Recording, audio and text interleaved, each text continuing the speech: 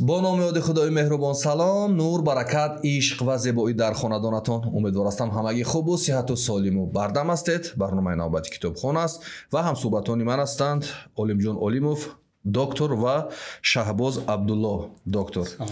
با برنامه خیلی خوش اومدید. تشکر که دعوت ما رو پذیرفتید. با بیننده برنامه کتابخوان باید بگم که این برنامه از برنامه‌های دیگری ما کمی فرق میکند. یعنی ما اولین بار است که در برنامه کتابخوان با دو نفر مهمان صحبت میکنیم. چرا ما دو نفر رو که مؤسسان مرکز آموزشی اینتلکت هستند به برنامه دعوت کردیم؟ پیش از آن برایش ما باید بیننده گرامی بگم که این دو نفر در تهیه، تبلیغ و خوندن کتاب ها، هم کتاب های علمی و تحقیقاتی و هم کتاب های بدیهی سهمی خیلی بارز دارند. بار دیگر به برنامه خوش آمدید. تشکر که دعوت رو پذیرفتید.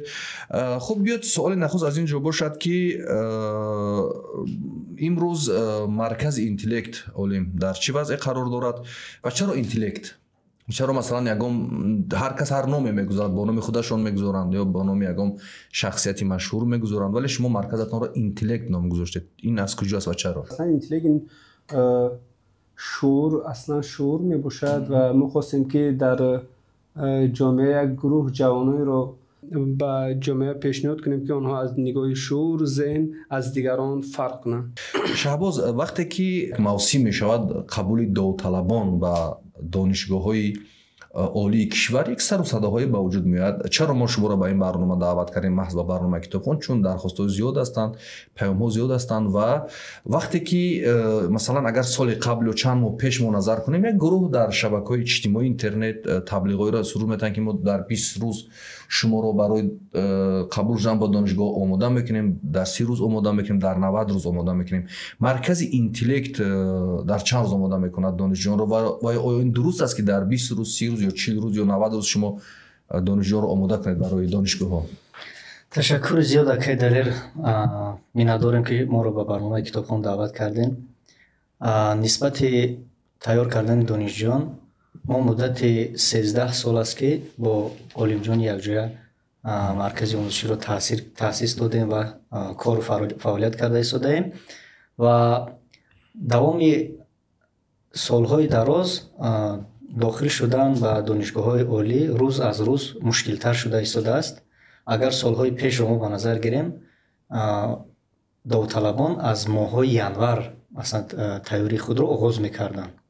چون که رقابت در نظرم سست‌تر بود یا که اهالی کم بود، وابسته به همین حالا باشد از سبب که مقدار جای‌های داخل شوی مقرری است و طلبات نسبت به دانشگاه‌های عالی، یعنی به دانشگاه‌های طبی و دانشگاه‌های ملی و دیگر دانشگاه‌ها بسیار است. وابسته به همین از روی تجربه‌هایی که ما داریم نه کمتر از 1 سال ما دانشجو رو به دانشگاه‌های عالی تیار کرده نمی‌توانیم.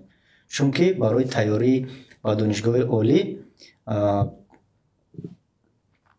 موضوعهای خیلی، کتاب‌های درسی و موضوعهای خیلی بسیار هستند که این رو در مدت 1 ماه، 2 ماه، 3 ماه تیار کردن ناممکن است. چون اینکه شما می‌بینید در اینجا ما همه کتاب‌ها رو آوردیم. برای یک دانشگاه طبی داخل شدن زیاده از 30 کتاب درسی و 30 کتاب تست و مسئله ها، تقریبا 60 کتاب در کار است که باید داوطلب اینها رو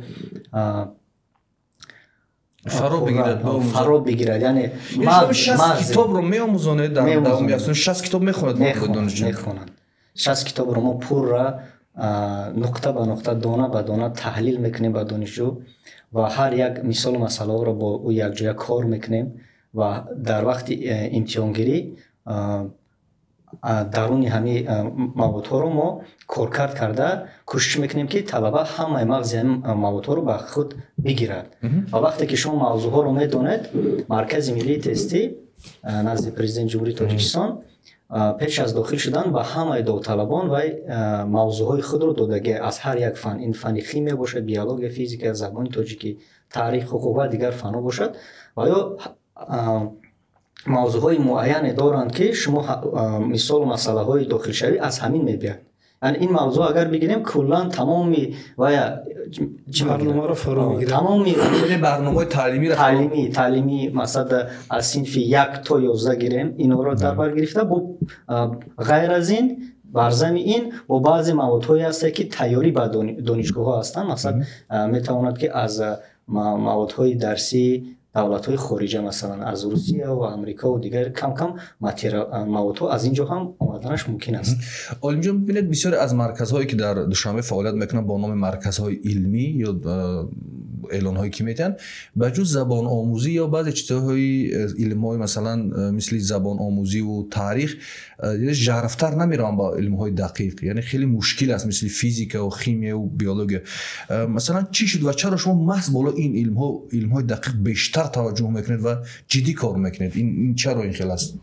чаро аслан мо рӯ ба илмҳои дақиқ овардем? Чунки дар мадди аввал мо аслан ман банда ва акай Шаҳбоз мо олимпиадист, ман аз фани биология, акай Шаҳбоз аз фани химия будам ва дар гурӯҳи мо дар аввали шурӯи интеллект як гурӯҳ ҳама олимпиадистҳо буданд ва қисмати зиёди онҳо ҳама аз фанҳои дақиқ буданд. Вақте ки мо ба донишгоҳи тиббӣ дохил шудем ва дар давроне ки мо дохил шудем, баъд аз муддати 1 сол фикр кунам 1 ё 2 сол пас низоми дохилшавӣ иваз шуд, низоми дохилшавӣ иваз шуд ва дар даврони мо аслан бисёр осон буд, яъне оддӣ буд дохилшавӣ. Чунки аз фани биология фарз кардем 1,5-2,000 савол буд. Шумо агар он саволҳоро пурра аз худ мекардед, аз дохил он аз айнан меомад. Шумо тест аз ёд мекардед ва он тестҳо дар вақти имтиҳон меомад, ё ки аз фани химия ва ҳар фанҳое ки имтиҳонӣ буд аз дохили он барномае ки доштан аз он берун набуд, яъне тестҳо муайян буд. Ва чӣ хеле ки ҳозир мегӯянд ки бачаҳо зиёдтар ба омӯзиши тест аз худ кардан машғуланд, баръакс, яъне солҳое ки мо дохил мешавем дар он солҳо ба тест аз худ кардан имкон буд ки шумо дохил шавед, аммо ҳозир намешавад. Яъне солҳои пеш ман ёд дорам ки баъзе мисолҳои химия мушкил шуд, шумо кор намекардед, ҳамун савола қатъи ҷавобаш аз худ мекардед, шумо метавонистед ки имтиҳона супоред. Аммо ҳозир ин хел нест. Яъне чӣ қадаре ки барномае ки шумо ҳаст мебинед ва тестҳое ки мо таҳия кардем, мумкин ки тахминан 20,000 тест мо дар марказ худмон аз фани химия, биология, физика, забон, адабиёт омода кардагем зиёда аз 20,000 та. ва агар бача ҳама мирам агар донад, имкон дорад ки агар вақте китоб нахонда бошад ва доираи барномаи таълимиро хуб надонад, боз метавонад ки дохил нашавад, чунки айнан ин чизо намеёд мақсад, яъне он чизи дигар меояд. ва дар ҳамин давра аслан одамоне ки ба омӯзиш, муаллимоне ки ба омӯзиш ва омода кардани довталабон машғул буданд, дар ҳақиқат зарфияти зиёд доштанд, чунки онҳо вақте ки система иваз шуд, ҳоло онҳо фикр мекарданд ки ба он тестҳое ки доштанд онҳоро бо талаба омӯзиш диҳанд ва ин корҳо хуб мешавад, яъне онҳо дохил мешаванд. ва дар ин айём яъне як майдон кулан холӣ монд ва шурӯъ кардем ва боз якчанд натиҷаҳои якчанд сабабҳои дигар дорад ки ин пайдо шудани маркази миллии тестӣ назди президент бениҳоят яъне сатҳи кори онҳо олӣ аст, яъне шаффофият аст, чунки онҳо ки шаффоф мегиранд, талабаро агар ки мо омода мекунем онҳо дохил шуда метавонанд ва мо боз таваҷҷӯҳи мо, диққати мо зиёдтар шуд, талошҳои мо зиёдтар шуд ва боз солҳои илмҳои дақиқ эълон карда шуд ки ин ҳама сиёсати давлат ва ниёзи миллати мо ба ин фанҳо зиёдтар шуд ва мо кӯшиш кардем ки ба ин самт зиёдтар. Яъне шумо талош кардед ки дар низоми сиёсии кишвар ки имрӯз рӯ овард ба самти илмҳои дақиқ як коре карда бошед.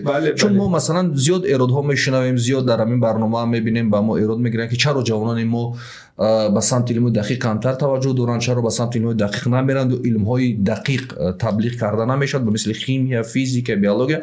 Вале ман ин кори шуморо дидам, воқеан хеле хушҳол ҳастам ки ин рӯи мис тамоми он китобҳои чӣ дарсӣ ва чӣ китобҳое ки маркази интеллект омода кардааст як умедро зинда мекунад ва моро ба оянда хушбин мекунад. Шаҳбоз, шумо аз 60 китоб ёдоварӣ шудед дар марказ ки омӯхта мешавад. Шумо аз чӣ равишҳои кор мегиред? Воқеан чӣ кор мекунед ки ҷавонони шумо дар баробари он ки гуфтанд 20,000 зиёда тест кор мекунанд ва рӯй меоранд дар ин китобҳо, ба ин китобҳо китоб мехонанд, яъне шумо дарс мегзаред ва ин 60 китобро вориди зеҳни он кудаки он ҷавон мегардонед. Аз чӣ равишҳои кор мекунед ва чӣ гуна дарс мегзарад дар интеллект? ҳар як муқаддасоте ки мо дар интеллект дорем ин омӯзгор аст, чунки ҳар як омӯзгаре ки тақрибан 70% омӯзгорое ки дар интеллект кор мекунанд, ҳамаи инҳо дорандаи ҷоизаҳои олимпиадаҳои ҷумҳуриявӣ ва байналмилалӣ ҳастанд ва илми худро масалан фани химия бошад, биология бошад, физика ёки таърих, ҳуқуқ ёки англисӣ, кадом фане ки бошад,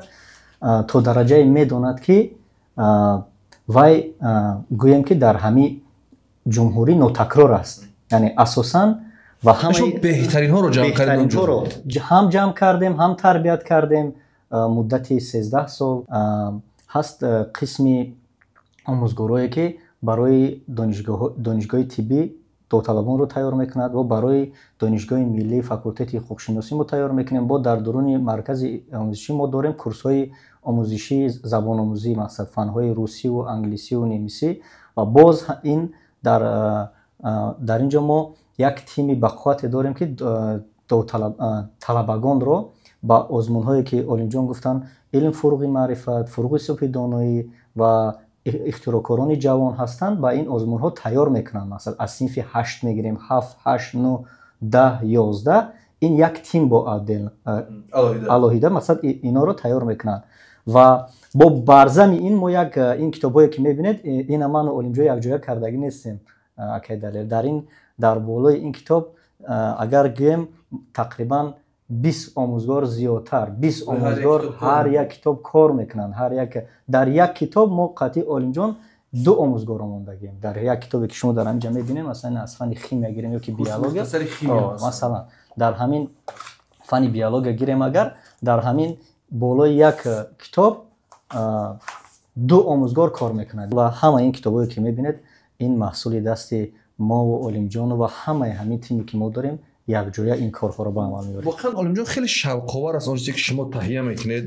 масалан ин китобҳо рангаст ва ҳатто аз китобҳои дарсӣ мактаб миёнам, аз он китобҳое ки барои омӯзишгоҳҳо мо мебинем ва мушоҳида мекунем хеле фарқ дорад. бибинед ранга ин шумо аз чӣ роҳе истифода мекунед? яъне камтар васеътар бигӯед ки масалан чаро ба ин фикр омадед ки худатон китоб таҳия кунед дар баробари он ки китобҳои дарсӣ аст. яъне шумо аз ин китобҳои дарсӣ ва таълими мактаби онаи Тоҷикистонро дарс медиҳед, вале чаро фикр кардед худатон боз китоб таҳия кунед ва ин кори мушкил нест ин раванд? аслан дар интеллект як давроне буд ки аз аввал мо аз чизои оддияни кӯчак шурӯъ мекардем. яъне барои сода кардани маводҳои дарсӣ мо ба таври схемаву нақшаҳо яъне кӯтоҳ мекардем ва баъд оҳиста баъзе дар раванди омӯзиш ки олимпиадаҳое ки ҷумҳурияи олимпиадаҳои байналмилалӣ мо омода мекардем ва дар китобҳои дарсӣ мо ба сатҳе ки он олимпиада буд, дар он сатҳ яъне кофӣ набуд, яъне баъзе маълумотҳо камтар буд ва оҳиста мо шурӯъ кардем анам гурӯҳи тими олимпиада ки омода мекардем бо онҳо якҷо шуда ин таҳия кардани китобҳо дахай шурӯъ кардем. аввал чӣ гуна шурӯъ кардем? рафтем мо омода кардани китобҳо, яъне дизайни ин як ҳамкурси мо ки бачаи бисёр дар ин соҳа яъне завқу шавқи зиёд дошт ва онҳо якум бор таҳия инра аз як китоби олмонӣ, яъне шурӯъ кардан аз китоби олмонӣ ки дизайни он бениҳоят хуб буд. мо аз он шурӯъ кардем дизайни онро ва баъдан як гурӯҳ муаллимоне ки ҳама олимпиадист буданд, онҳо нишастам онҳоро ба фанҳо ба забонҳо ҷудо кардем. яъне 3 кас аз маводҳои русӣ мехонад, 3 кас маводҳои англисӣ мехонад, 3 кас форсӣ мехонад.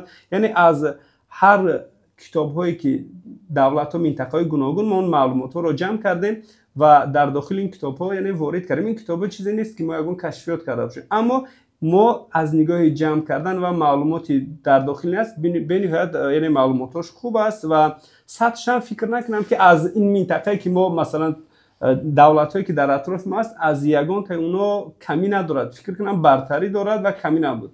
ин равандам як раванди хеле хуб аст ки ин кори мешавад як институтҳое ки дар дунё анҷом метаҳанд ё масалан академияҳое ки анҷом медиҳанд, яъне ино меомӯзанд кишварҳои пешрафтаи дунёро ва аз он ҷо маълумотҳоеро мегиранд ки муқоиса мекунанд худашонро масалан бо Олмон, бо Амрико. воқеан ин хеле як ҳарфи хуб аст ва як ҳарфи навоварӣ аст дар кишвар ки навобаста аз оне шумо гуфтед ки шумо кашфиёт намекунед, вале мутобиқ мекунед ба забони худамон, ба забони модари худамон маълумотҳоро инҷо ворид мекунед. баъзе ҳам довталабони мо ки омода мешаванд аз китобҳои мо русия меспоранд, қазоқистону дигар давлатҳои хориҷа меспоранд, ягон камбудӣ надоранд. ҳамин қадри озод метавонанд дар сатҳи онҳо споранд. ва ки мо як муддат дар Эрон будем, ҳамин китобҳое ки буд мо якум чизе ки диққат мекардам, китобҳои худамро бо китобҳои муқоиса мекардам ва ин муддати дар муддати 13 сол мо ин китобҳоро омода кардем ва کتاب‌های ما از کتاب‌های اونها هم اینقدر تفاوت نداشت، از نگاه با دیزاین و شوق آوریش از اونها هم با خوبتر بوده است. اگر فرصت باشد ما هر یک مثلا بیننده ببیند اونایی که مثلا میخوان دقت یان یک بار کتابا رو البته متخصصان بیان مثلا بخونند و باهای واقعی بدین که بچه‌ها واقعا دارن در این کشور چی زحمت میکشن. شهباز، یکی از ایرادهایی که برای مرکز اینتلکت وارد میشود این است که شما فشار روی خواننده زیاد میارید، یعنی زیادتر اونجا با درس مشغول میشود و با آموزش مشغول میشود. در صورتی است که دیگر مرکزایی که با نام به فکر مرکزایی که تبلیغ میکنن که در 20 روز 40 روز 90 روز دانشجو رو وارد دانشگاه میکنن، علم با میآموزونن، واقعا تا کجا این حرف حقیقت داره که شما فشار بیشتری میارید روی خواننده یا اون چقدر مواد تعلیمی که شما آموده کردید با طلبه ها پیشنهاد میکنید واقعا یک اون متد سنجیده شده است یا یک اون متخصصان میبینن با هم میتونن؟ فکرتون چی است؟ окей далер савол хеле мушкил аст. ман ягон нафарро гунаҳгор кардан нестам.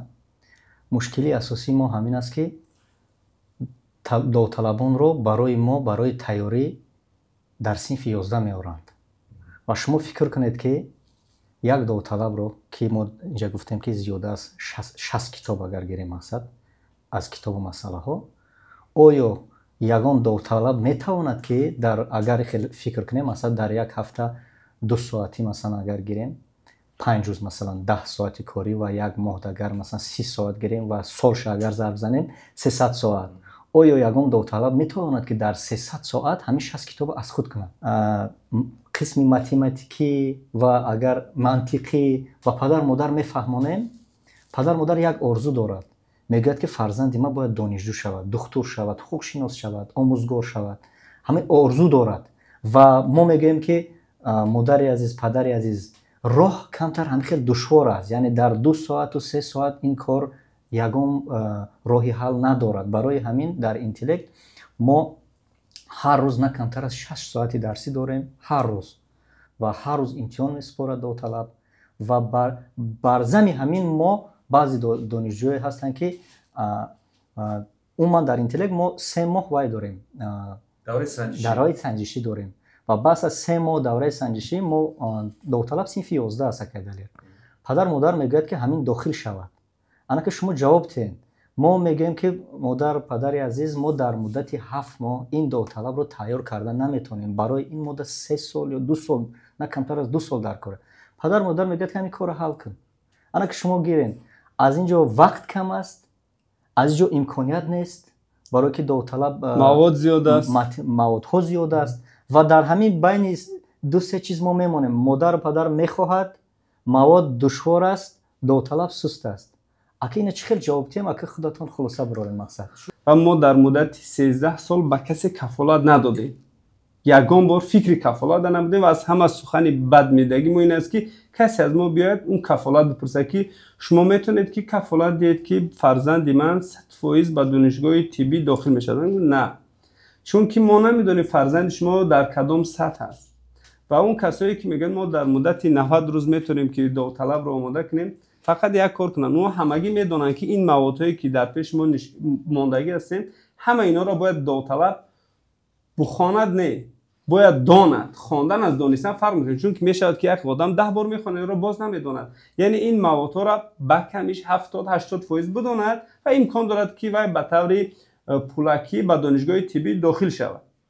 ва агар ҳамон касе ки даъво мекунад ҳамин китобҳоро биёяд бигираду фақат бухонад бигӯяд ки ман дар чанд муддат, муаллим талаба не, ҳамин муаллим биёяд бигӯяд ки ман дар ҳамин қадар муддат тамом кардам. ман бовар дорам баъзе китобу тестҳое ки дар ин ҷо аст, ана муаллим биёяд дар муддати 90 рӯз наметавонад аз ҳудаш биромада. муаллим аки довталаб да дигар мо кор надорем. вақте ки солҳои 2012 сол буд, мо олимпиадаи ҷумҳуриявӣ байни донишгоҳ мерафтем, он аз донишгоҳи тиббӣ ҳамроҳи ки Шаҳбоз мерафтем ва дар яке аз ноҳияҳои вилояти Суғд дар ноҳияи Бобоҷон Ғафуров дар як ҷои омӯзишии падкурси устод Иброҳимов буданд. мо дар он ҷо як чанд рӯз мондем ва як чизе буд ки мо интеллектро аз он ҷо гӯем шурӯъ кардем, хато намекунем. вақте ки мо дар он ҷо будем, саҳар то абед довталабон мактабачагон то абед дарси мактаб мехонданд ва баъд аз нисфи рӯзӣ اونا تا شب تا ساعت 9-10 شب درس میخوندن هر روز. در این دوره ما در دوشنبه و در دیگر ناحیه‌ها در یک روز در یک هفته 4 بار 2 ساعتی ایلوگی میگرفتیم و آمادگی میدیم برای چی؟ برای داخل شدن و در حقیقت نتیجه نمیداد و این در همون دوره از پادکورس استاد ابراهیم 500 کس می اومدن، 500 کس به دانشگاه طبی داخل میشدن. وقتی که ما فقط آوازه و تعریف اونا رو شنیده بودیم، وقتی که در حقیقت دیدیم ما فقط به خلاصه میگیم یک جای چشم بندی نبوده، یعنی متدی که ما میرویم خطا است، یعنی بعد 2 ساعت کار هیچ امکان نداره که انجام شود. چون که مثلا من بیولوژی آمادگی میدم برای المپیادا، برای یک کس بخواد که از دیگران فرق کنه یعنی یک بهتر شود، هیچ امکان نداره که در یک هفته شما 4 بار 2 ساعتی بخونید شما از دیگران فرق کنید. یعنی المپیادیست باید شب و روز ممکن دوام 2 سال 3 سال شب و روز مهنت میکنه، روز 5 6 ساعت ممکن که نتیجه بتید، یعنی نتیجه 100% امکان دارد که نتیجه بتید. وقتی که شما 2 ساعت 3 ساعت میکنید یا که در مدت 90 روز میگه هیچ امکان ندارد. این کلا این خطا است و اگر طلب میشود یک راه دارد، طلبه ای را میشود در مدت 90 روز آماده کرده که وای آماده باشه، یعنی آماده باشه خودش و پیش ما هم نیاد 90 روز هم تیاری هم نبیند و داخل میشه. در مکتب در بعضی مکتب‌ها هستن که طلبه‌ای که لایقت خوب دارن اونا با مرکزهای آموزشی احتیاج ندارن، به اینا هم اونا داخل میشن. یک سخن گفتید شهباز، گفتید که در اول که یعنی از صنف یک تقریبا تازه بود بعضی مسائل آموخته شد به اون دانشجویی که دانش بگیرد، دانش از خود کند و همزمان گفتید که نمونه های تست مرکز ملی خودش پیشنهاد میکند. بسیار به این نظرن که این مرکزایی که مثل شما هستند ایراد است. البته این من میخوام به این سوال شما جواب بدید که شما میگیرید فقط همون تست کار کردن با اون میآموزونید، مثلا ا ب و یک جوابش انتخاب میکنند و رفت. ولی من اینجا وقتی از کتابش موندم مثلا سیستم نفس کشی فرض من شدم سیستم نفس کشی این چند درس است؟ من نفهمیدم که شما اونجا تست کار میکنید در واقع با خواننده یا که درس را میخونید مثل یک درس مکتب و دانشگاه درس را میگذارید و چرا مثلا شما برای شما آسان است که فقط هم تست یاد بدهید و دیگر درس نگذارید؟ چرا درس میدهید؟ مثلا این برای چی است؟ اوکی دلیر اساسا این سوال آموزگاران میدونن برای که و آدمان میدونن که از کارکرد مرکز ملی تستی آگاهی دارن.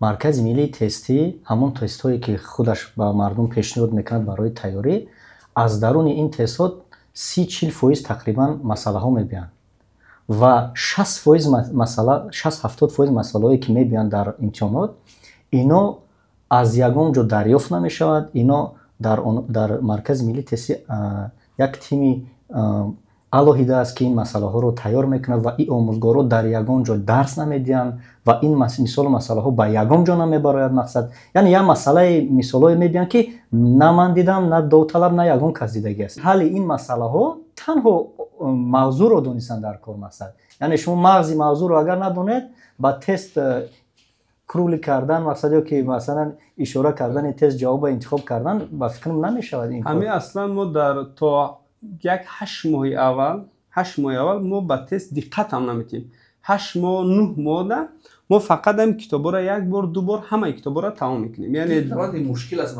یکم کتابا را تمام میکنیم بعد در مدت 2-3 ماه اخیر بعد تستا را میمونیم میسنجیم که چقدر در یاد بچه هست. بعد این تست کتابا را تحلیل میکنیم، بعد تستا را تحلیل میکنیم. یعنی تا گفتیم که 8-9 ماه اول هیچ کاری نمیکنیم، ما فقط درس میگذاریم.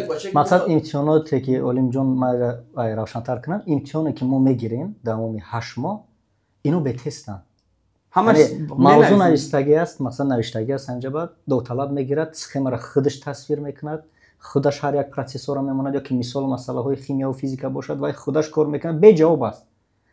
وقتی که داوطلب تیار میشود تستی این خودش یک دنیای دیگر است، یک روند است. ما اینو با مدت 2 ماه 3 ماه دیگر تیاری میبینیم با این چیز. یک چیز کم ترک در حقیقت ما در امی مردم کم بی‌عدالتی میکند و امی اگر رقیب بگیم رقیبای ما هم یا کسی دیگر وقتی که اگر کار از اودش نبروید اگر اون دوام میکند که اینا کارشون درست است، کارشون غلط است. ببینید که اکی دلیر سال گذشته ما اعلام کردیم در ما هر سال اولی سال ده یکم بار اعلان نمیکنیم که ما 100% گارانتی میتیم، ما کفالت داریم، ما از همه داریم، هیچ نمیگیم. فقط آخر سال نتیجه میبروید و بعد ما اعلان میکنیم. مثلا سال گذشته در تمام جمهوری مقیاس جمهوری از تمام داوطلبانی که در مرکز ملی تحصیل نزد پرزیدنت جمهوری تاجیکستان سپاریدن. 28 نفر از همه بلندی خالهای بلندتر را صاحب شدن که از 480 بال بالا بود و از داخل این 22 نفرش از اینتلکت بود، 6 نفر با جز اینتلکت بود. حالا هم چی نمیکنن؟ قبول ندارن. ما نمیدونیم دیگر از اون برای اونها از آسمان ستاره بیاریم.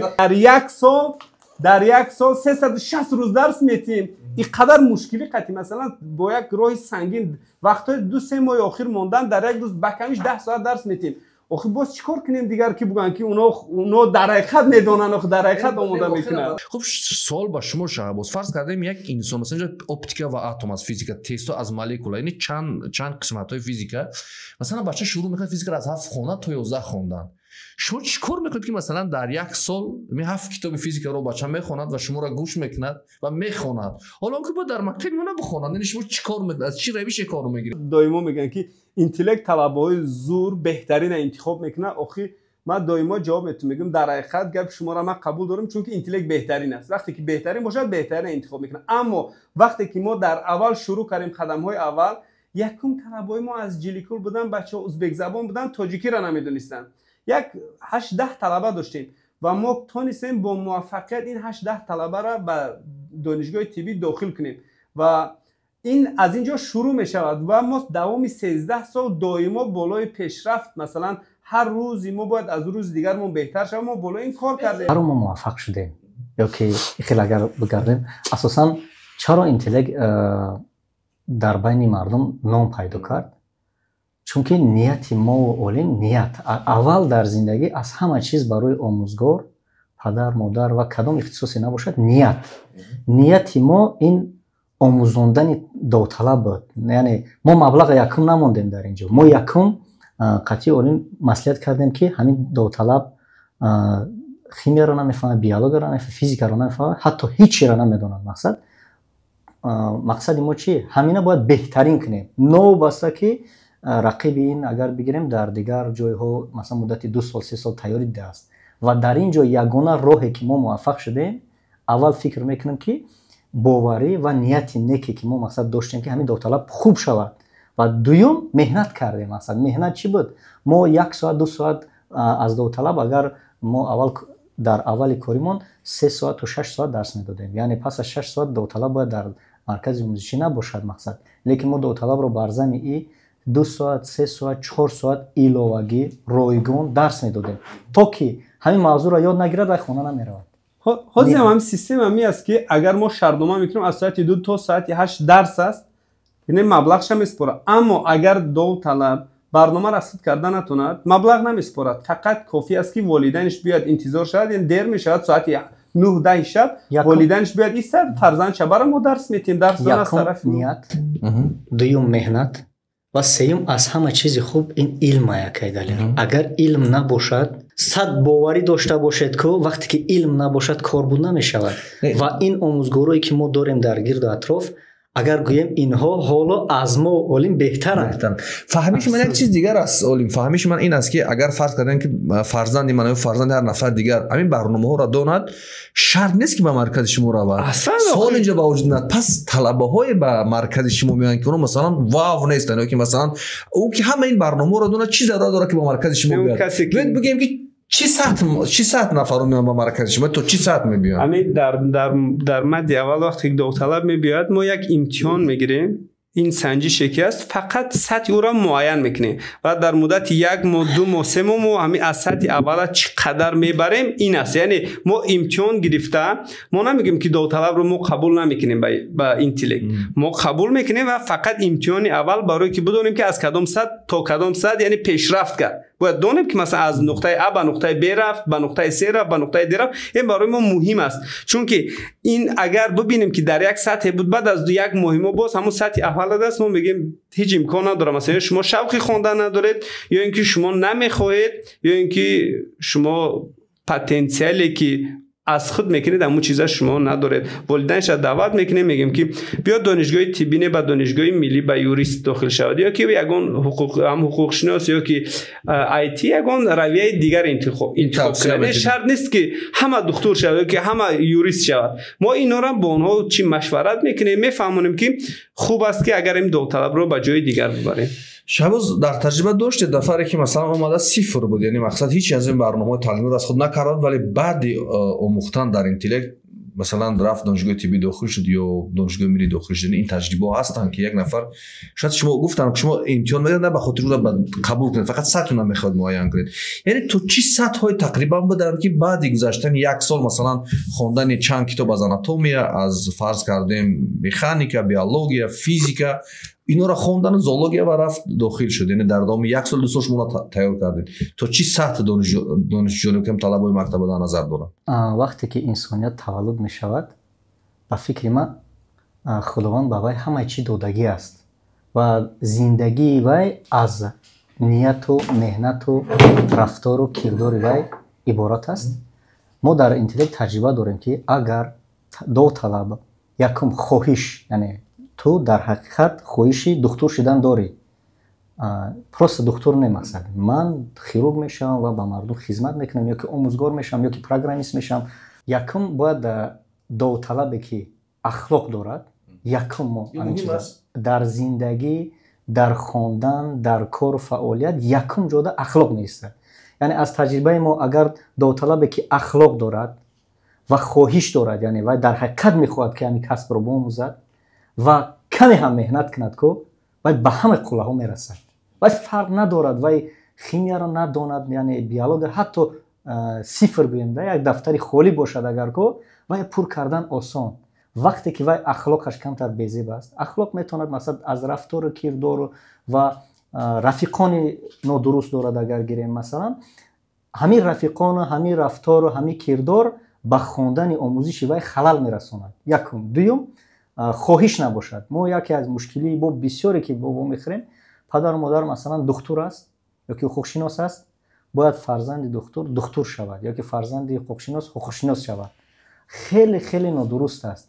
فکر میکند که پدرش در همون راه فرزندش دستگیری کرده و موفق میشود. مثلا استماتولوگ باشه با فرزندش استماتولوگ شود، برای کم کریسلو رو باید با فرزندش بتیاد کنه. همین چیز نادرست است، چون که ما در تجربه دیدیم پدرانی که با یه عذاب و مشقت همین فرزندا را با جایی که اینا نمیخواستن، مثلا فرزند دکتر میخواد که حقوقشناس شود، که برنامه‌ساز شود مثلا، یا که دیزاینر شود، یا که فرق نداره آموزگار شود، اینا رو گرفته با دکتری بردن، اینا رفتن دانشگاه طبی رو تمام کردن، دیپلم بردن در خانه دادن، گفتن که من دیگه کار فعالیت نمیکنم.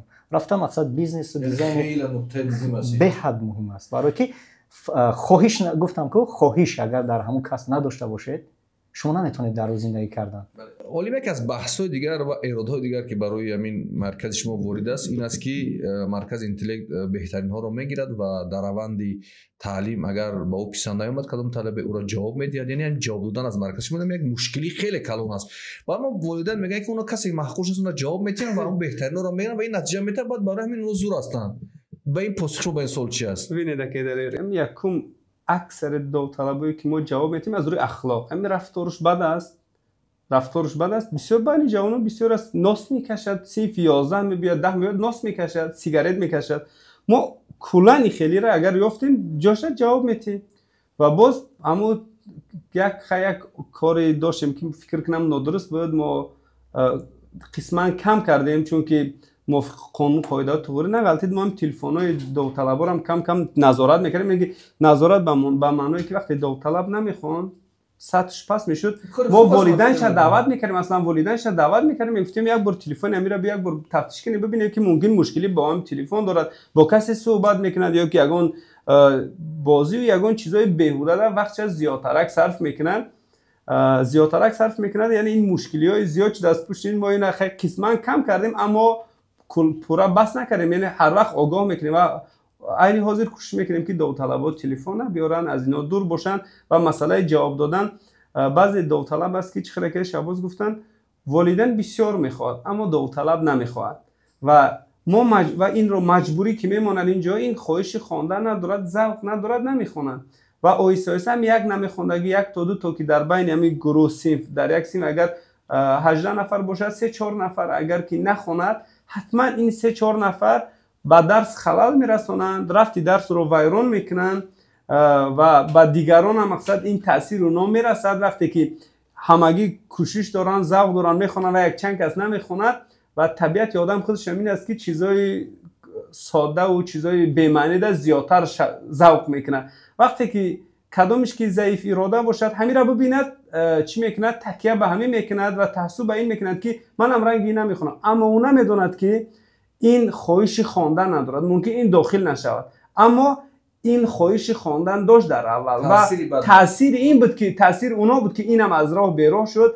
و ما کوشش میکنیم که اینا را جواب بدیم، نه به خاطر یگان ایمیجی ما و دیگر چیزا دم نیست، تنها رفتی درس خلل دار میشد و این طلبه‌ای که خواهش خواندن داشتن مبلغی که اینا میسپارن اونم حیف میشد. اونایی که یا خیلیش خواهش خواندن ندارن، یا خیلی پدر مادر است که دلش با انم پولی که کار میکند به ما میدید به اون نمیسوزد، میگه که خیلی پول شمیتیم بخواند از شما چی میرود، اما ما اجازه نمیتیم. یک بار دو بار میفهمونیم که نفهمید حتی پیش میکنیم و بعد از این با بسیار مشکلی هم بعضا گرفتار میشه، اما نه بس از این باز هم چی میکنیم پیش میکنیم میگیم بخواند مقصد. شهباز چون وقت محدود است، ما اگر ما هر یک شوخه اینتלקت بگیم اینجا بحث کنیم خیلی بحثا زیاد میشود. بعضی میگن که شما هم شبیه همون بیزنس اسپیکرایی که در شبکه اجتماعی دعوت میکنن، گاه یگام رکلام میگذارند یا دعوت میکنن، اما خیلی است این مقایسه واقعا غلط است و پاسختون با همین گونه افراد چی است؟ میگن هدف اینا هم پول کارکنی است، هدف اینا مثلا بیزنس است، هدفشون تجارت است و اون چیزی که ما اون مقدار نمیریم این خیلی کاری مشکل است. من باز میگم که این چیزی که من میبینم اینجا اگر هر یک نمود سرش بحث کنیم استاد بیاریم مثلا شیمی و فیزیک و بیولوژی این ساعت‌ها وقت میگیرد، ولی میگن که اینها افرادی هستن که مثلا بیزنس اسپیکران مرکزی آموزشی در بیزنس تیار میکنیم، 90 تیار میکنیم، 10 تیار میکنیم، این خودش شبیه تجارت است. پاسخ شما برای مرکز خودتون با همین افراد چگونه است، با همین اندیشه؟ اوکی دلیر، اول از همین شبکه‌های اجتماعی گیریم. یکی از هر یک چیزی که برای انسانیت کشف میشود، اختراع میشود، اساسا برای بهتر کردن سطح صفت زندگی مردم استفاده میشه. مثلا طریق واتساپ ما میتونیم برادرمون در روسیه و در امریکا باشد گپ زنیم و تلگرام میتونیم کارها رو در یک مورد اجرا کنیم، مثلا در گروه و تلگرام گروه ها. لک جوانان ما از همه کاری مشکل حاضر همین است که همین شبکه‌های اجتماعی رو در راه نادرست استفاده میبرد. یکی از مشکلی اساسی همین است. دوم همین است که در این شبکه‌ها با قولی که شما گفتید بیزنس ترینر ها یا که مثلا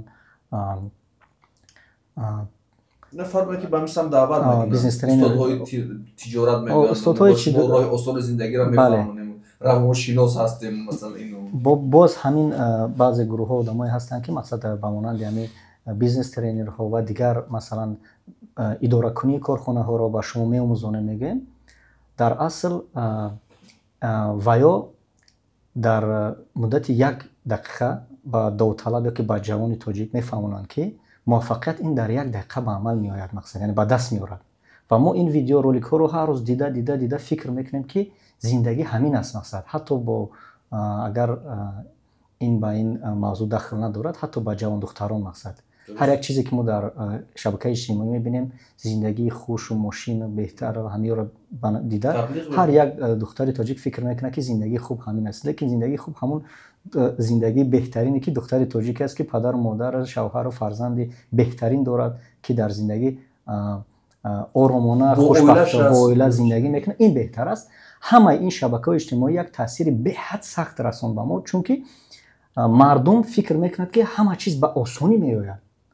حالا که اگر اول کاری ما رو با شما به نظر گیرید، ما در یک خانگاه که در آنجا آدما زندگی میکردن، ما ویا را گرفته مثلا اجاره گرفته 6 ساعت قطع اجاره میگرفتیم، پرتو استول خود رو میموندیم، درس میگذاشتیم، پرتو را گرفته با همون جایگاه آدما رو میموندیم و میبرومده میرفتیم. مثلا یعنی با همراه اکی اولیم بعضا وقت گرسنه میموندیم، تشنه میموندیم. مثلا روز میگیم که خودک و فست فود وای میخوردیم. مثلا پدرم یک بار نصیحت کردم که بچه‌م وقتی که به اون کارخانه میدروید، یک بار راهبر رو میبینی و راهبر مثلا ثروت داره، لباس خوب داره، شرایطی ناز داره، خونه و در دارد و هوس یک بار همین نکن. مثلا رو ایم راهبر یک بار بپرس بگی اکا 10 سال پیش شما چیکار کردین و تمام همین مشقت و مهنت و همین چیزایی که هسته همین رو به تو میفهموند. بعد فکر میکنی که این موفقیتی که این راهبرا دارن مقصد با یک روز و 2 روز و 3 روز به دست نمیاره. مقصد برای چی نآوردم؟ برای که جوانای ما همش فکر میکنند که در مدت همین 1 سال و 6 ماه باید ما باشم. مثلا اینا بود باور میکنن که مردم که در همه سفری که اینا کار میکنن همه سفر آسان است، لیکن ما شما رو باور میکنم که تمامی مثلا اختصاص یا که ساحه‌ای که شما فعالیت میکنید تمامی ساحه دشوار است. فقط در همون ساحه‌ای که این آموزگاری مثلا این ژورنالیستیک است، مثلا این میتونه تیبای دکتری هست که جای کار نمیاد یا که آموزگاری هست که جای کار نمیاد. مقصد نه که آموزگاری هست که شرایطش خوبه، دکتری هست که شرایطش خوبه. از همه چیزی بهترین با اینا ما توصیه میکنم که بهترش رفتار مثلا مهنت کنن، چه وای کردن مثلا یک از گوش کردن و وای کردن و پلس ترینینگایی که اینا میتونن. همش ما بسیاری رو یک گام میگم با جوانای ما یک چیز تیارن و یا تیارن که بروان 30,000 سومون هم ترینینگ تیان و تیار نیستن که بروان یک کتاب مارکتینگ بگیرن، یک کتاب منیجمنت، یک کتاب مثلا تایم منیجمنت یا که اپراولینیا یا که برندینگ یا اون کتابای مثلا که امی سوهای بیزنس نظم میکنن 200 سومون میشه یا 300 سومون. اینا تیار نیستن که برن 300 سومون بگیرن. همه چیز در همین درون هست. یا که شما بتونید که شبکه‌های اجتماعی ما گفتم که همه شبکه‌های اجتماعی برای خوبی ما اختراع شدگیه. همین در یوتیوب همه چی هست، شما میدونید نمیره مثلا استفاده برید. مردم ما همین که 30,000 میبرن میتن وعده ها میتن. مثلا جوانای ما کم کم خیلی فکرانیشون کم کم ساده است. راستی این چیزایی که شبکه‌ای که میبرن باز به اونا تاثیرش بنیاد زیادتر است و حس ملی را از اینا میبرد. یعنی اینا به درجه میشن که آینده از اینا یگان کادر خوب انتظار شدن مشکل است. چون که ما یک چند بار تشکیل کردیم گفتیم معلم، یعنی کورسای برای معلم از دانشگاه ملی، دانشگاه آموزگاری و هر کجا که باشن معلما انتخاب کردیم و گفتیم شما مبلغ نمیسپرید، به مبلغ ما مبلغ شخصی پرداخت میکنیم، شما بیاید بخونید، خوب شده یعنی دانشتون خوب شد، ما میتونیم در جای شما را همچون معلم بگیریم. حتی که اگر نخواستیم جای دیگر برید شما معلم کار کنید اما معلم باشید. انتخاب نکردن و این کار عملی نشد و عاقبت شما از بیزنس فرق دارید از بیزنس که چرا مثلا این کاری که ما میکنیم عاقبت ما در آخر در این ملت یک دکتر خوب پیشنهاد میکنیم، یک کادر خوب پیشنهاد میکنیم و ما در مدت زیاد وقت میگیرن و این کارهایی که اینا میکنن یک عاقبت بعدش این است که باز میگم که حس ملی را از بین میبرد. یعنی جوانایی که یک کس امکان دارد یک آینده یک دکتر خوب شود، یک معلم خوب شود، یک یوریست خوب شود و اینا را همش به کجا میبرن؟ آینده یک خوداگ میکنند، از دوم یک خودخانه میرود، آینده از دوم یک بیزنس، از دوم هر کاری که یعنی آبرو عزت هم ندارد مقصد در آینده. نه اگر موفق بشود نشود باز میگم بهترین کسب همین آموزگاری است. ممکن است بگن که من اصلا دکترم فکر کنم که من آموزگاری نمیکنم، اصلا خطا است. ما تا حاضر در این روش آموزگاری هستیم، تا حاضر هم دکتری ما نمیکنیم هم آموزگاری میکنیم و اون هر ملت و هر دولتی که اگر آموزگاری خوب نداشته باشد فکر نکنم که این ملت روز سرفراز شود، روز موفق شود، روز وارسته شود، چون که این بسیار مشکل است و همیشه در یاد این جوان، در یاد این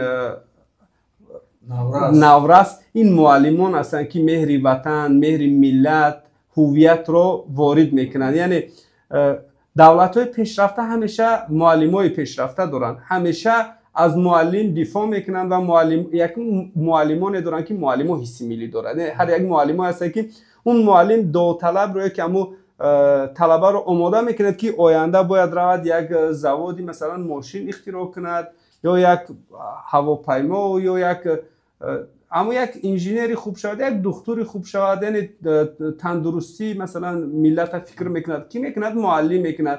امنیت ملت فکر میکند، کی میکند؟ معلم میکند. این معلمی که آینده از اون شاگردان براید که یعنی در زمان امروز که چقدر دنیا در تهلکه است، دائما در تغییرات است و یگانه این کار رو حل میکنه که معلمان است. علاوه بر یک چیزی را قید کردنیم که در اویلای ما وزید در اگر فکر کنیم بسیار اویلا کوشش میکنن که در اویلای خود یک دکتر داشته باشن.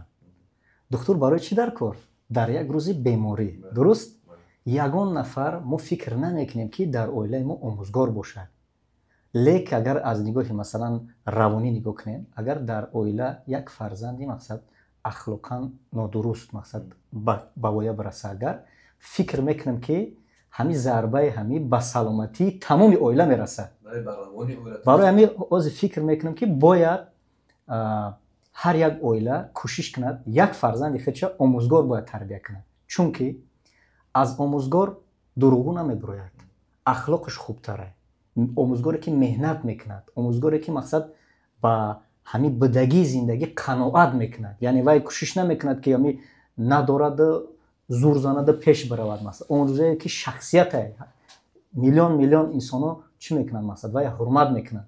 фикр мекунем ки бояд ҳози мо вақте расидааст ки дар ҳар як оила як фарзанди худро ҳатто ма худам план мақсад нақша дорам ки яке фарзанди худ ман бигирам, мақсад ё духтарчамо мақсад як шагирам мақсад омӯзгор кунам. Чӣ? Барои чӣ? Барои ин ки ин як фахр аст. мегӯям агар дар оила омӯзгор бошад, ранги агар ихе фикр кунем ба пас аз давраҳои масалан солҳои 90 ҳамин халка чӣ хел бигӯм, мақсад халка ки қонеъ мекард, масалан қонеъ шудагӣ буд, масалан баъди ҷангҳо масалан зиндагӣ мушкилу вазнин буд.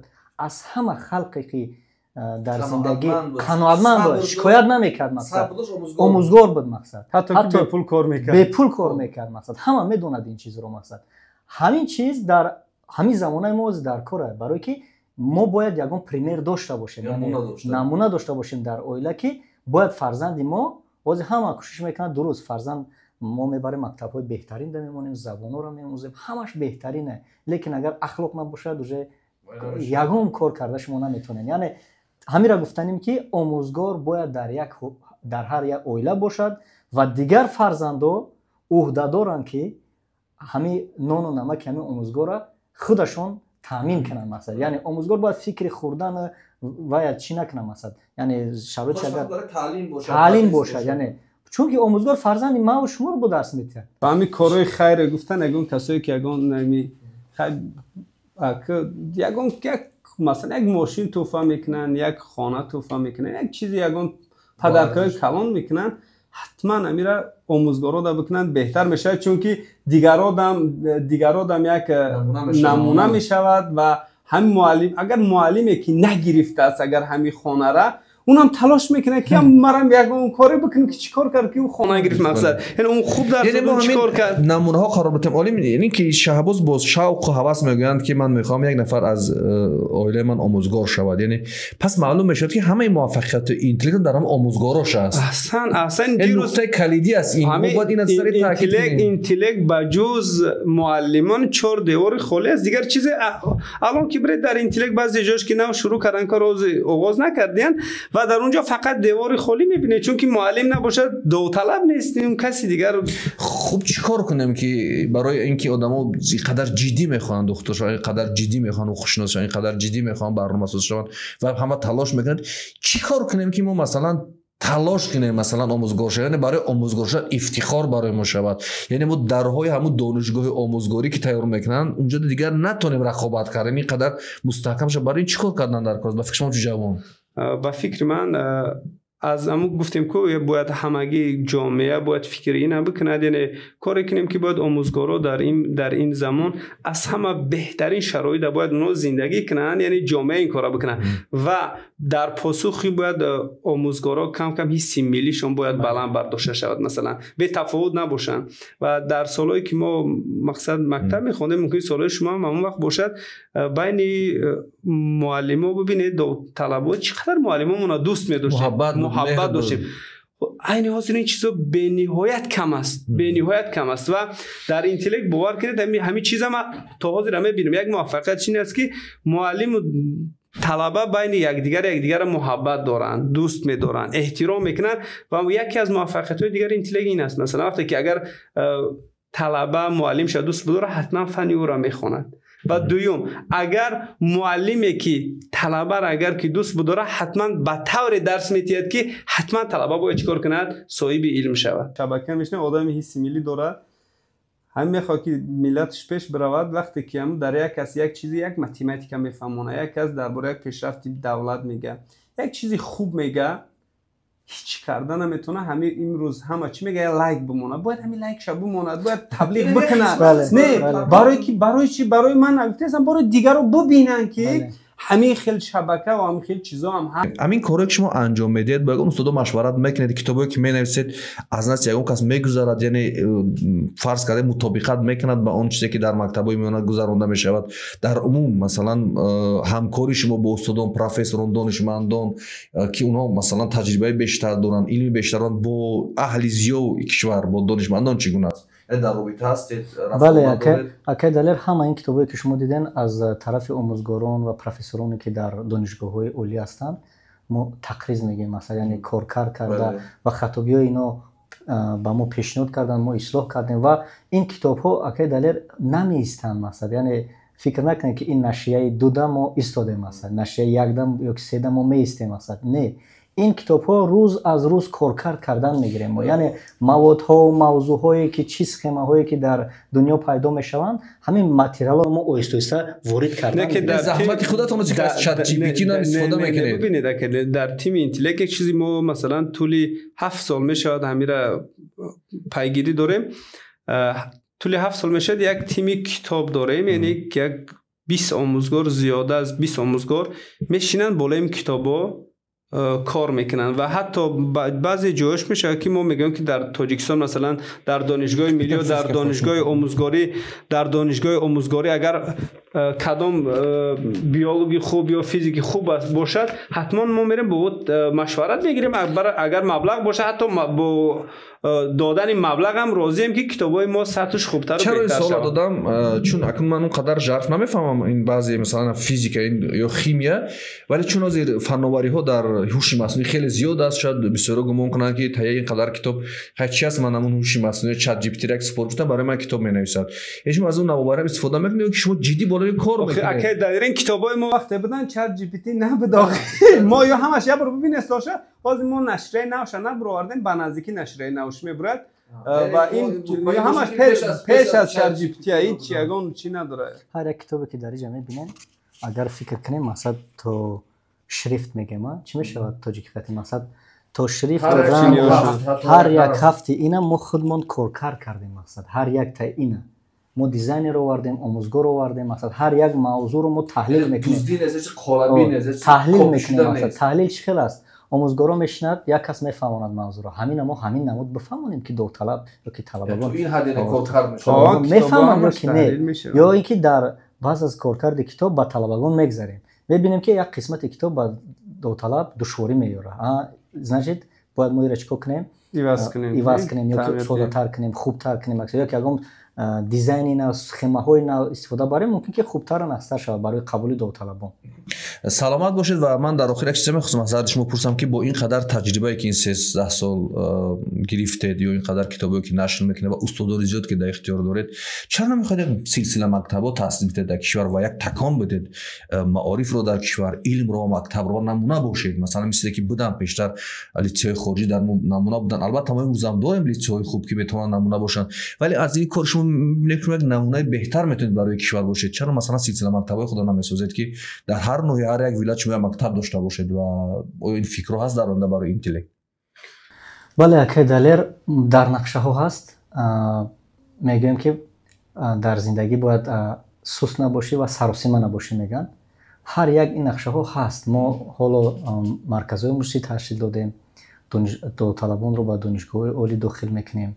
پس از آن با در مرکزمون وای داریم کورس‌های آموزشی برای دانشجویان داریم. مثلا دانشجویانی که کمتر مثلا در وقت خواندن سستی میکنن ما با اونها یاردم میکنیم. با برزمی یک دو کلینیک شدیم که این دانشجوها رو برده در اونجا تجربه میبریم. و قسمی مکتب باشد خیلی علیم جان میگردازه. قسمی مکتب هم نقشه‌اش داره. ممکن که اگر خدا راضی باشد نمی سالهای نزدیک در باید چکنه مثلا تشکیل کنیم مکتب یک بسازیم یگان تا. چون که با این تجربه با این کتابی که شما تهیه کردید میتواند واقعا گردش عظیم در ساحه علمی و در ساحه معارف من در نظر دارم و در ساحه تعلیم و تدریس یک پیشرفت رخ بده، چون که در ژاپن شده بود، در فنلاند شده بود، در دیگر کشور پیشرفته دنیا شد. یعنی در همکاری با دیگر جوانانی که در ساحه گوناگون علم در کشور کار و فعالیت میکنن یک بار بشینید مثلا سر یک میز و اینا رو تهیه کنید، ببینید کمبودی‌ها چیان، پیشرفت چه، ضعف چه، قدرت چه.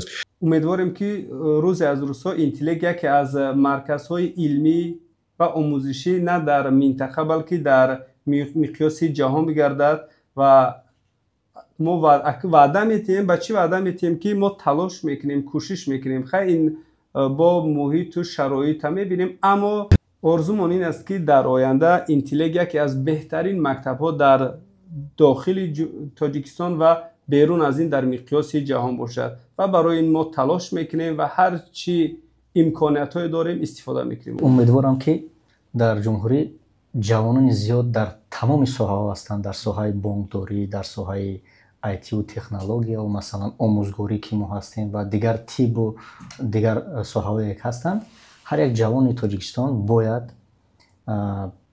در خود یک حس ملی، یک وظیفه بگیریم، یک جوابگاری باید داشته باشد که برای این ملت، این دولت یک خدمت بکند مقصد. چون که ما نمیتونیم رفته هجرت کنیم یا که در دیگر دولت رفته زندگی کنیم. یک تا خودمون رفته میتونیم مقصد. فرزند و برادر و رفیق و خوش تبار ما رو هیچ که بردن نمیتونه. یگانه جایی که ما زندگی میکنیم این دولت، همین ملت، ما باید ذره باشد برای همین دولت مهنت کنیم و اساسی پیشروی همه یعنی تکنولوژیا و علم و مثلا پیشروی دولت اگر بگیریم، این علم های دقیق اگر بگیریم، مثلا به شیمیا و بیولوژی و فیزیک و آیتی و تکنولوژی ما پیش رفتن نمیتونیم، مثلا یعنی ما یگان چی اختراع کردن نمیتونیم و ما ذره هم باشد که با همین کتاب های خودمون کمی هم باشد که نظریوی از ما داریم، در آینده لابراتوری ها پیدا میشن یا که زواد های پیدا میشن که در عمل ما را استفاده میبریم و هیچ کارخانه نیست اگر بگیریم، هیچ بیزنس اگر بگیریم، هیچ تجارت بگیریم یا که هیچ ساحه نیست که به علم دقیق پیش برود، مثلا به متماتیک و شیمیا و بیولوژی و آیتی و حتی پروگرامیستی که در حوزه در دنیا مثلا جای اول اگر بگیریم، مثلا اسکوستین اینتלקت، مثلا ساحه ذهنی صنعی درون همون به مثلا متماتیک پیش نمیرود، مثلا به علم دقیق نمیشود. صحبت اولینی ما است و خالی از کمبودی‌ها نمیتواند باشد. ما در آینده با مرکزها، مخصوصا مرکزها و دیگر مرکزهایی که در سمت علم‌های طبیعی ریاضی که ما دقیق میگیم، اصلا علم همش وقتی علم شود دقیق است دیگر، مثل شیمیا، فیزیکا، بوتانیکا، بیولوژیا که ما با این علم‌ها بیشتر این شب روز نیاز داریم و سمت کشور ما امروز در این سمت تلاش دارد که در این سمت یک پیشروی حاصل شود و اون چیزی که شهباز گفتن خدا روز ما برساند برای ما، روز رو خدا اون روز را برای ما میسر کند که این کتاب‌های شما نوشته در سمت فیزیک و شیمیا در کتاب نموند و وارد تجربه‌گاه ها شد، از تجربه‌گاه بیرود به زواد و فابریکه و همون گونه موشک‌ها و پهپادها و طیاره‌ها و قطارها ساخته بشود. خلاصه رو در برنامه کتابخوان بگید و با مخاطبان این برنامه بگید و با آنهایی که با مرکز شما باور دارند، دانشجویان برای شما مثلا باور میکنن، بچه‌هاشون با مرکز شما میفرستند. خلاصه رو در این سمت بگید برنامه رو به انجام برسونید. کلی بینندگان شما و به همه اون کسایی که تا امروز اینتלקت رو باور کردن و با ما بودن، به همه اونها وعده میتیم که صافدلانه من بعد باز از اینم خوبتر و بهتر ما کار خواهیم کرد. تشکر زیاد اکیداله برای دعوت، خیلی مینت داریم، کوشش میکنیم که باز هم سخت‌تر و خوبتر مهنت کنیم. مثلا سلامت باشید و بیننده برنامه کتابخوان بگم که شاید بسیارا گمان میکنن که ما از تشکیل این برنامه که دیگر گونه است یگان هدف دیگر داریم، یگان هدف تجاری داریم، یگان هدف رکلام و ترغیب داریم. اولا بگیم که مرکز اینتלקت نیاز به هیچ گونه تبلیغ و رکلام ندارد و ثانیا باید این رو بگم که اگر مرکزهای دیگر در کشور هستند که همین گونه فعالیت میکنند، همین گونه تلاش میکنند، همین گونه زحمت میکشند، مخصوصا جوانان هستند در این سمت بیایند، ما بدون کدام توقع، بدون کدام خواسته های با آنها صحبت میکنیم، چون برنامه کتابخوان کتاب رو، دانش رو، آگاهی رو افضلیت میتید، مخصوصا در سمت دانش های طبیعی و ریاضی ما بیشتر میخوایم کار بکنیم، تبلیغ کنیم و ما نیاز به همکاری یکایک شما داریم. بار دیگر میگم که اون چیزی که امروز شهباز و عالم با این برنامه آوردن، این کتاب ها، من کتاب های درسی مکتب ها در نظر ندارم، اون چیزی که اینها تهیه کردن واقعا در شرایط تاجیکستان یک کاری کوچک نه، یک کاری بزرگ اینو میتونیم حساب بکنیم و میتونیم این گونه مرکزها رو دستگیری کنیم، اونها رو تبلیغ کنیم. و بار دیگر میگم اگر این گونه جوانها رو میشناسید، این گونه مرکزها رو میدونید، با ما بنویسید، با ما تماس بگیرید و ما سر این موضوع بیشتر صحبت کنیم. چون از این صحبت ها، از این برنامه ها، از این معرفی ها ما شاید در آینده با بهترین عالم ها، بهترین دانشمندان روبرو بشیم که بتوانند برای علم کشور، برای پیشرفت کشور، برای باز هم قوی و مدرن کردن معارف کشور، علم کشور خدمت کرده باشند. این برنامه کتابخوان بود و همون شعار همیشگی که ما هست میگوییم دانش قدرت است. بخوانیم تا سرفراز باشیم، بیاموزیم تا وارسته باشیم. این برنامه کتابخوان بود. تا برنامه آینده در حفظ و پناه خدا باشید. خدا یار و آورتون.